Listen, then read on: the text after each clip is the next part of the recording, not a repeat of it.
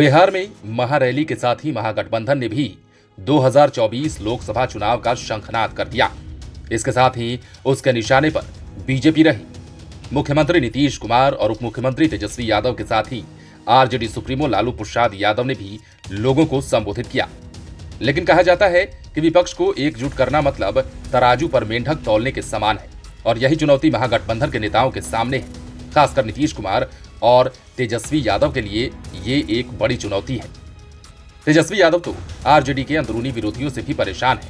इसलिए पूर्णिया में आयोजित महारैली में खुले मन से एक बार फिर नीतीश कुमार ने कांग्रेस को अल्टीमेटम दे दिया और कहा कि जल्दी निर्णय लीजिए, हम आपका ही वेट कर रहे हैं। तो दूसरी ओर लालू यादव और तेजस्वी यादव ने आरजेडी के अंदर छिपे विरोधियों को चेता दिया कि कोई कंफ्यूजन में ना रहे, हम लोग नीतीश कुमार के साथ मुस्तैदी से खड़े हैं। दरअसल तेजस्वी यादव के सीएम बनने का रास्ता तभी साफ होगा जब नीतीश कुमार केंद्र की राजनीति में जाएंगे और केंद्र की सियासत में वे तभी मुस्तैदी के साथ कूदेंगे जब पीएम उम्मीदवार बनने का रास्ता साफ होगा। जेडीयू के अलावा महागठबंधन के बाकी घटक दलों में आरजेडी, हम, सीपीआई, सीपीआई-एमएल और सीपीएम ने भी नीतीश कुमार को पीएम उम्मीदवार मान लिया है। लेकिन कांग्रेस अब तक उधेड़ बुन में है। वो ना तो हाँ ही खुलकर बोल रही है और ना तो ना ही बोल रही है। यदि कांग्रेस जल्द फैसला लेती है तो फिर ये लोग अन्य राज्यों के गैर बीजेपी नेताओं को अपने खेमे में लाने की कोशिश करेंगे। पॉलिटिकल एक्सपर्ट की माने तो कांग्रेस जिस तरीके से देर कर रही है फैसला लेने में, उतना ही लॉस महागठबंधन को हो रहा है। इस वजह से महागठबंधन के बाकी दल भी कोई निर्णय नहीं ले पा रहे हैं और यही कारण है कि नीतीश कुमार बार बार और अब तो खुलकर बोल रहे हैं। कांग्रेस का नाम लेकर भी नसीहत के साथ अल्टीमेटम दे रहे हैं। साफ कह रहे हैं कि हम तो सोनिया गांधी और राहुल गांधी से मिल भी लिए हैं और जो भी फैसला लेना है वो अब कांग्रेस को लेना है। पूर्णिया रैली के पहले नीतीश कुमार ने वाम दलों के अधिवेशन में कांग्रेस के वरीय नेता सलमान खुर्शीद को भी सुनाते हुए आलाकमान के पास मैसेज पहुंचाने का अनुरोध किया था। आपको पहले ये सुनाते हैं कि पूर्णिया की महारैली में नीतीश कुमार कांग्रेस का नाम लेकर क्या कुछ कह रहे थे। जब हमने तय किया और उन लोगों को छोड़ करके इधर आ गए तो देश भर के हर राज्य से विभिन्न पार्टियों ने फोन करके हमको धन्यवाद दिया और उसके बाद कहा सब एकजुट होकर के आगे चलें। तो इसके लिए तो हम लोग प्रयास कर रहे हैं। तो यहां तो अब खाली वेट कर रहे हैं कांग्रेस पार्टी का। जितना जल्दी आप लोग तय कर लीजिएगा, आप जान लीजिए 2024 का जब चुनाव होगा, चाहे ये इतना घूमे, 100 सीट भी नहीं इनको देश में मिलेगा, ये जान लीजिए। तो जब एकजुट हो जाएंगे तो बहुत बड़ा चीज होगा। इसके सब लोग मिल करके जल्दी से जल्दी बुलंदी कीजिए।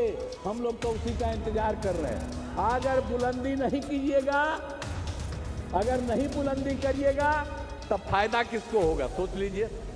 तो आपने सुना कि नीतीश कुमार किस तरह कांग्रेस को बार बार कह रहे थे कि आप लोग सोच लीजिए, जल्दी से जल्दी फैसला कीजिए, हम तो कांग्रेस के फैसले का ही इंतजार कर रहे हैं। वे एकजुटता का फैसला लेते हैं तो फिर मैं कहता हूं कि बीजेपी देश में 100 सीटों से नीचे चली जाएगी। अगर बुलंदी पर फैसला नहीं लेते हैं तो सोच लीजिए फिर क्या होगा। पॉलिटिकल एक्सपर्ट की माने तो नीतीश कुमार ने कांग्रेस को सप्ताह भर के अंदर दूसरी बार खुले मन से मैसेज दिया है। आपको याद होगा पिछले सप्ताह ही महाशिवरात्रि के दिन यानी 18 फरवरी को भी नीतीश कुमार ने वाम दलों के अधिवेशन में कुछ इसी तरह का मैसेज दिया था।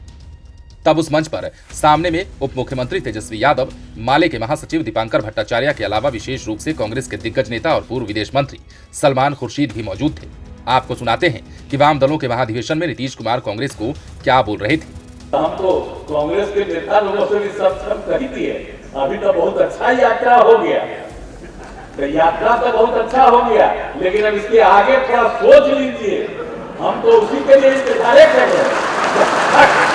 जब तक हम तो जाकर दोनों को कही दिए हैं, हम कह दिए हैं कि भाई सोच लीजिए आगे, तो जो कहिएगा। अब बाकी अन्य पार्टियों का फोन आ रहा और सब लोग कह रहे हैं कि बाकी लोगों का सबका मीटिंग कीजिए, एक साथ बैठिए, तब जान लीजिए हम वेट कर रहे हैं खाली।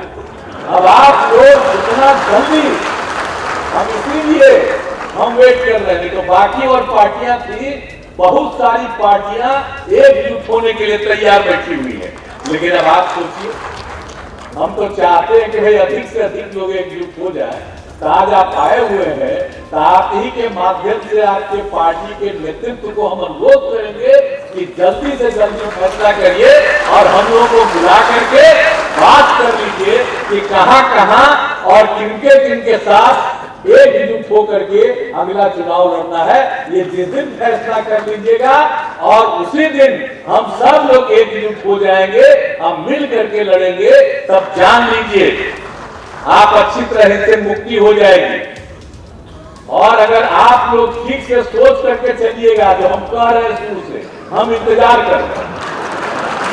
अगर मेरा सुझाव को अगर मान लीजिएगा तो 100 के नीचे जाएंगे, जान लीजिए। तो आपने सुना कि नीतीश कुमार कांग्रेस नेता सलमान खुर्शीद से कह रहे थे कि आप लोग काहे इंतजार हो रहा है, और अच्छा है कि आप इस कार्यक्रम में हैं और आपके माध्यम से केंद्रीय नेतृत्व से भी अनुरोध करते हैं कि वे जल्द से जल्द फैसला लें। हम तो दोनों आदमी से मिल भी चुके हैं। इस पर सलमान खुर्शीद ने कहा था कि बिहार में नीतीश कुमार ने एनडीए से अलग होने का जो निर्णय लिया है उसकी सब जगह प्रशंसा हो रही है, और आप लोग जो चाहते हैं वही हम लोग भी चाहते हैं। लेकिन तेजस्वी जी जानते हैं कि प्यार में कभी कभी समस्याएं आ जाती हैं कि आखिर प्यार में आई लव यू पहले कौन बोलेगा। हालांकि सलमान खुर्शीद ने यह भी कहा था कि मैं एक वकील भी हूं और मुझे आपकी वकालत भी करनी चाहिए। पॉलिटिकल एक्सपर्ट की माने तो यह सही है कि कांग्रेस यदि नीतीश कुमार की बात मान लेती है तो बेशक 2024 की चुनावी लड़ाई एक रोचक अंदाज में होगी। नीतीश कुमार को भले ही चुनाव में बहुमत वाली सफलता ना मिले, लेकिन यह भी सच है कि बीजेपी को इससे काफी डैमेज हो सकता है, जिसकी भरपाई के लिए बीजेपी को सोचना पड़ेगा। लेकिन सबसे बड़ी चुनौती विपक्ष को एकजुट करना है, और पॉलिटिकल एक्सपर्ट ये भी मानते हैं कि विपक्ष को एकजुट करना मतलब तराजू पर मेंढक तौलने जैसा है। ये तो नीतीश की बात हुई। दूसरी ओर आरजेडी सुप्रीमो लालू प्रसाद यादव और डिप्टी सीएम तेजस्वी यादव ने भी नसीहत दी कि इस पर जल्द से जल्द कांग्रेस फैसला ले, सोनिया मैडम निर्णय ले। लेकिन इसके साथ लालू यादव और तेजस्वी यादव ने महागठबंधन में अनाप शनाप बयान देने वाले नेताओं को भी हड़का दिया है। कह दिया है कि महागठबंधन एक है और हम लोग नीतीश कुमार के साथ मुस्तैदी के साथ खड़े हैं। उनका इशारा साफ साफ सुधाकर सिंह की ओर था। तेजस्वी ने जोर देकर कहा कि महागठबंधन को लेकर कोई कंफ्यूजन में नहीं रहे, बकवास करने वालों को कोई नोटिस नहीं लेगा। भले ही सुधाकर सिंह पार्टी से न खुद अब तक निकले हैं और न ही आरजेडी ने निकाला है, लेकिन वे हाशिए पर जरूर चले गए हैं। वहीं उपेंद्र कुशवाहा ने जेडीयू से भी निकलने के बाद एमएलसी पद से इस्तीफा दे दिया। उपेंद्र कुशवाहा ने भी निर्णय लेने में तनिक देर नहीं लगाई। आपको याद होगा जब बिहार में महागठबंधन की सरकार बनी तभी से लालू यादव ने अपनी बैटिंग शुरू कर दी थी। साथ ही वे नीतीश कुमार को लेकर दिल्ली में सोनिया गांधी से मिलने उनके आवास भी पहुंच गए थे। उस समय कांग्रेस अध्यक्ष का चुनाव नहीं हुआ था, सो चुनाव के बाद इस पर फैसला लेने की बात कही गई थी। साथ ही ये भी कहा गया था कि नए राष्ट्रीय अध्यक्ष इस पर फैसला लेंगे। अब तो अध्यक्ष पद का चुनाव हुए भी काफी समय हो गया और इस पर मल्लिकार्जुन खड़गे काबिज हो गए हैं। वे जनवरी में बिहार भी आए हुए थे, लेकिन उनकी नीतीश कुमार से कोई बात नहीं हुई थी। कहा जाता है कि कांग्रेस को भारत जोड़ो यात्रा में मिली सफलता के बाद अब वो हाथ से हाथ जोड़ो यात्रा की सफलता में जुट गई है। बहरहाल महागठबंधन की एकता के लिए कांग्रेस को नेशनल लेवल पर तैयार करना सबसे बड़ी चुनौती है और नीतीश कुमार चाहते हैं कि इसमें जरा सा भी वक्त अब बर्बाद ना किया जाए, क्योंकि ये सही है कि जितना वक्त बर्बाद होगा उतनी ही बीजेपी मजबूत होगी। ऐसे में पॉलिटिकल एक्सपर्ट भी मानते हैं कि कांग्रेस यदि जल्द निर्णय नहीं लेती है और विपक्ष एकजुट नहीं होता है तो फिर बीजेपी को चुनौती देना बूते से बाहर की बात होगी। फिर तो नीतीश कुमार की ये बात याद आएगी कि आप हमारी बात नहीं मानिएगा तो सोच लीजिएगा फिर आगे क्या होगा।